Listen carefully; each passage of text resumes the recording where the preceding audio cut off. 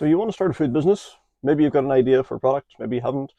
You want to try and do it really low cost. You just want to test the waters. What do you actually do to get a food product out there? First thing is, you don't need a PDF download. You don't need a 3-week course. You don't need a week-long sales training. You just need to make a product and sell it. So keep it simple. There are regulations, there are guidelines around selling foods. Don't worry about all that.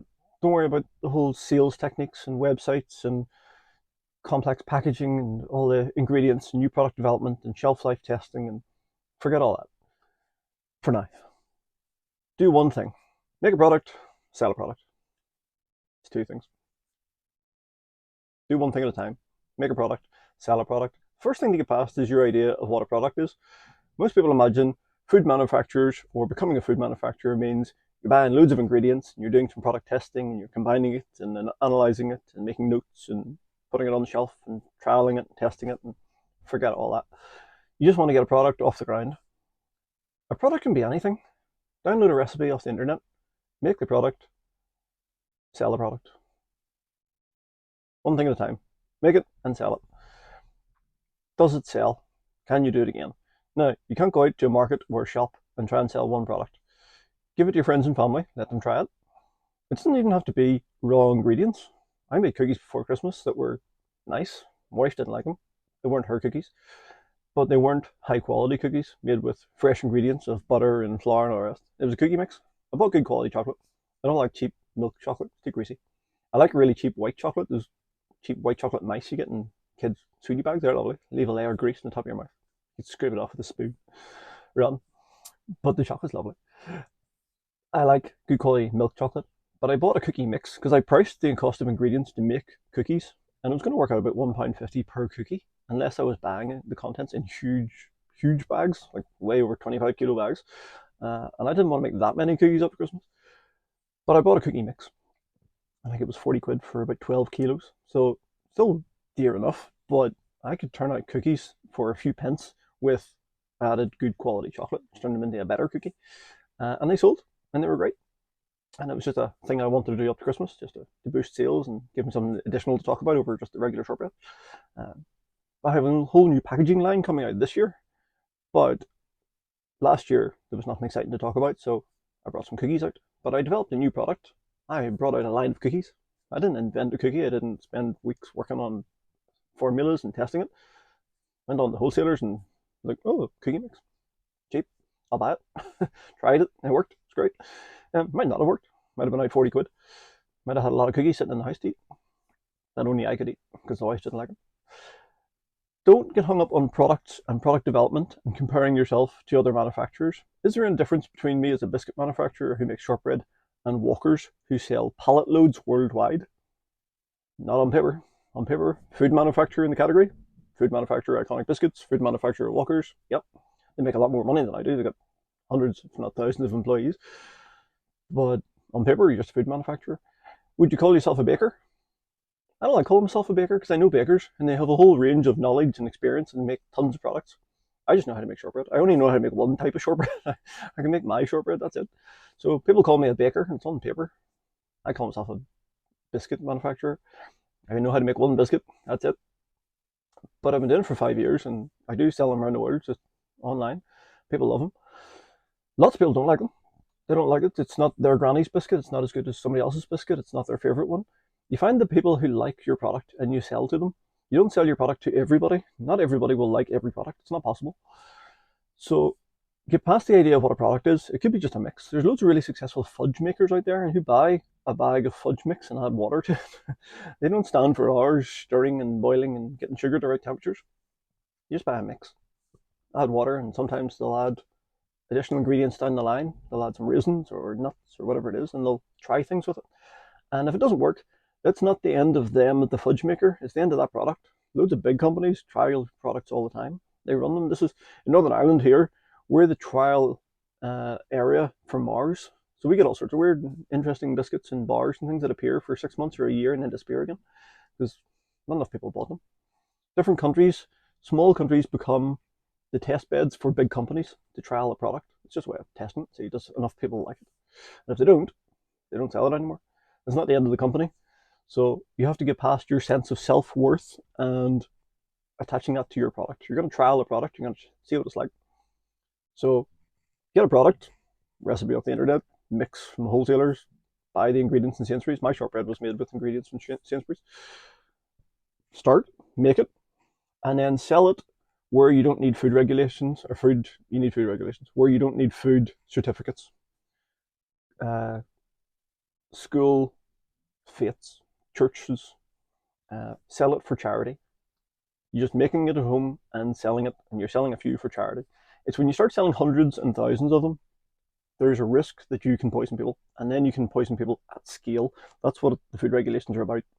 It's just to protect people. They don't want you making something horrible or dangerous.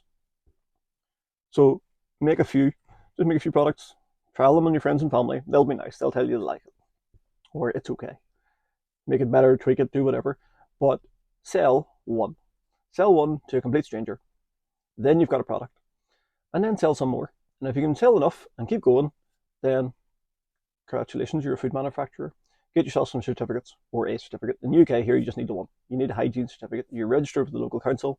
Somebody will come and do an inspection and make sure that you can do the paperwork. The FSA provide all the paperwork you need, and there's not that much. You've got to be clean, and you've got to know where your ingredients come from.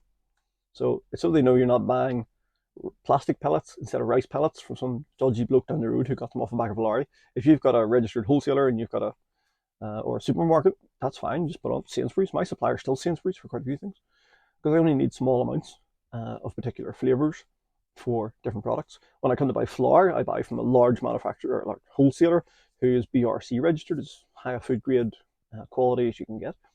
But it's only because they do 25 kilo bags. I still go to Sainsbury's and buy bottles of alcohol for the flavoured icing. That's how it's done.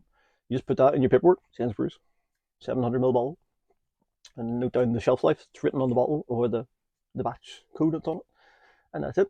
The paperwork's all provided for you. But don't worry about getting all that in line and getting it set up. Get a product and sell it. Congratulations, you're a food manufacturer. When you've done that, do something else. Use that money to make the product you really want to make, especially if you want to do something special. You want to do a protein bar, you want to do an energy bar, whatever it is. Do that, or make it at home, taste it, trial it, take it to another manufacturer and say, can you make this? Here's the list of ingredients, and they'll say, well, we can make variations of that. We can get something pretty close to it, or depending on their suppliers. And it's just a negotiation back and forward. And then you got to pay them to make it, and you sell it. But first thing is to sell one. Got to sell one to somebody. Go to a bake sale, sell it door to door. I've been door to door with products. You literally walk up and down with bags of product and say, here, I'm trialing this. I'm going to give the money to local charity, whoever it is. And that gives people a bit more confidence. They're not out just to trying to sell some odd food product. Tell them where you're from. Tell them where you live. So I live down here. I want to try a new food product. I'm going to give the money to charity. I just wanted some feedback on it. Tell me if you like it. Yes or no. Have a taste. Here you go. If you want to buy a bag, it's £1. It's £2. It's £5, whatever it is. Give it a go.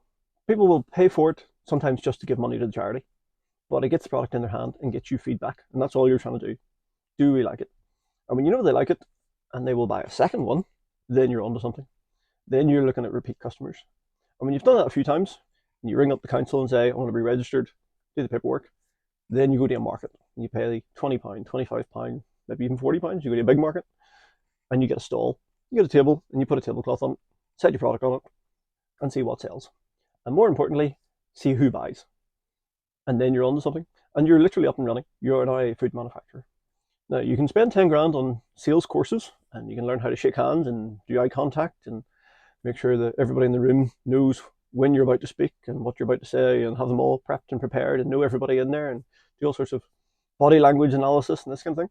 And if you're selling aerial defense systems, it's well worth it. Tried that. It's good crack. It takes about 3 years to sell a system, but you're selling something for $250,000 and people take time to think about it. When you're selling shortbread, you put it in front of them and they look at it and go, oh, that looks nice, I'll try it. And they eat it and go, oh, not as good as my granny's. It'll never be as good as their granny's. Next person looks at it and go, oh, that's nice. Taste it and go, oh, it's far too sweet. Okay. Next one, taste it and go, oh, lovely. I'll get a bag. And then next week, they come back and they buy another bag. And they've told a couple of other people, and they buy a few bags. Now, the first 2 people who looked at it and tasted it and said, no, nope, not for me. The next 10 liked it. And then a couple more people didn't like it. And then a couple more did like it.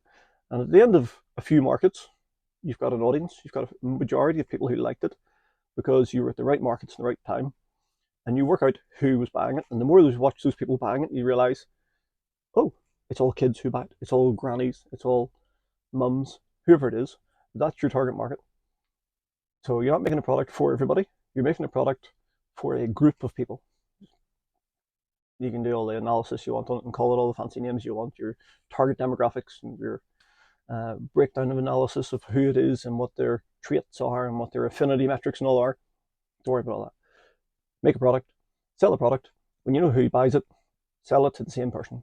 Not that individual person, sell it to lots of people who are the same. Is it a mum? Is it a dad with kids? Is it somebody who drives big cars? That's who you sell to. Keep it simple and make more. Now, if you want to make a complex product that's going to be expensive, make something else first. Make something you can afford to make. Sell that, learn about who the market is for that product, then use that money to make your more complex, fancy product. I wanted to make this. This is the dream. This is not what I sold when I started. I made a shortbread that was square because I could cut it with a pizza wheel and a steel ruler. It meant I could cut it really fast. Cutting hexagonal biscuits with a cookie cutter means lots of waste. You've got to re-roll the dough and it changes the dough and it's hard work. It takes longer.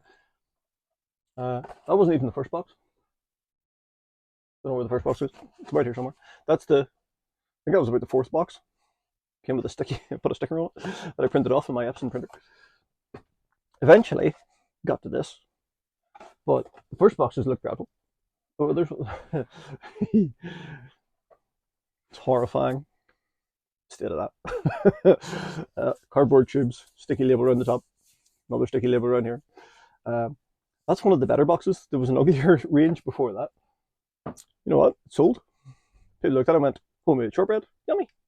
And they bought it, regardless of the ugly box. The ugly box looked homemade. When I sell that at markets now, people look at it and go, do you make that? Yeah, I actually make myself. Like, really? Like, yeah, because it doesn't look homemade anymore. It looks made in a factory for shops. Still homemade, still bagged. I still have to put the biscuits in the box. But it doesn't look that way anymore. But when I go to the market, I'm actually better without that box. I'm better using a cupcake packet. That's the target market. People go to the market to buy homemade. They go to the high-end gift shops to buy that. And I sell it in high-end gift shops. So if you want to get a product out there and you're thinking about it, you're not sure what you want to do or how you want to make it, just start.